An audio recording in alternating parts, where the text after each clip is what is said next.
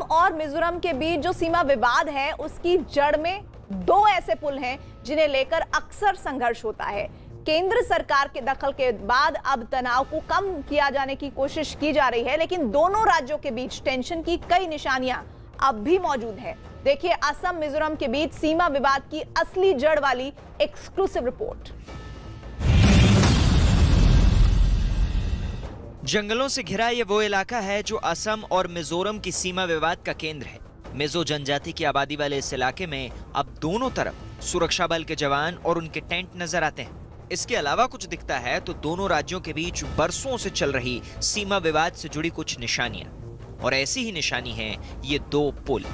दोनों राज्यों की सीमा पर सारहापुई इलाके में एक ही जगह से आने जाने के लिए आसपास बने दो पुल को देखकर आप हैरत में पड़ सकते हैं, लेकिन इसकी वजह कुछ और नहीं बल्कि सीमा विवाद ही है। बताया गया कि एक नहर पर पहले मिजोरम सरकार ने पुल बनाया। मिजोरम ने इस इलाके की जमीन को अपना बताकर ये पुल बनाया तो असम के कान खड़े हो गए। कुछ वक्त बाद लगे हाथ इसी पुल के ठीक बगल में असम सरकार ने एक और पुल बना दिया और दावा वही कि ये जमीन उनकी है। एक ही जमीन पर असम और मिजोरम दोनों ही अपना अपना दावा करने लगे और उसको पुख्ता करने के लिए दोनों ने उसी जमीन पर अपनी अपनी तरफ से एक पुल बनाया। अगर हम इसे नफरत का पुल नहीं कहेंगे तो प्रेम का भी पुल नहीं कहेंगे, क्योंकि इसमें जनहित से ज्यादा मंशा है स्वामित्व जताने की। भले ही एक पुल के बाद यहाँ दूसरे की जरूरत नहीं थी, लेकिन जमीन पर अपना अपना दावा जताने के लिए दो पुल बनाए गए। दो पुल की जरूरत लोगों के आने जाने के लिए भले ही ना हो, लेकिन इसने विवाद का रास्ता तो तैयार कर ही दिया।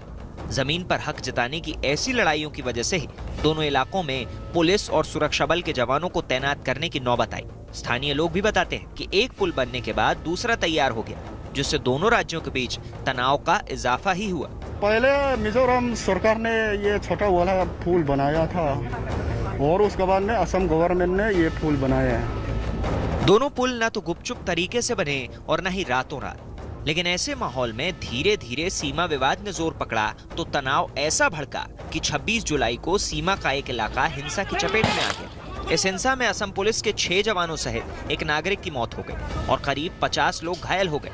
इसी के बाद दोनों तरफ अर्धसैनिक बल को तैनात कर दिया गया और तनाव घटाने के लिए केंद्र सरकार के दखल देने की नौबत आ गई। माहौल किस तरह बिगड़ने से स्थानीय लोग हैरान नजर आए। एक ही देश में दो राज्य जब सीमा विवाद में दो मुल्कों की तरह व्यवहार करने लगे तो स्थानीय लोग भी केंद्र से उम्मीद लगाते दिखे। ये निर्भर होता है हमारा देश का जो नेता होता है, देश को लीड करता है, इनका ऊपर में है क्या हो रहा है। हम तो इतना गहराई के बात तो बोल नहीं सकता हूँ, नहीं होना चाहिए। ये अपना कंट्री के अंदर है, वो तो समर्थन सुझाव तो हमारा देश लीडर का ऊपर में निर्भर होता है। फिलहाल दोनों राज्यों की सीमा पर सुरक्षा बल के जवान मुस्तैद हैं और जगह जगह नाकेबंदी की गई है। इस सख्ती की वजह से जरूरी सामान की आपूर्ति में दिक्कत आ रही है।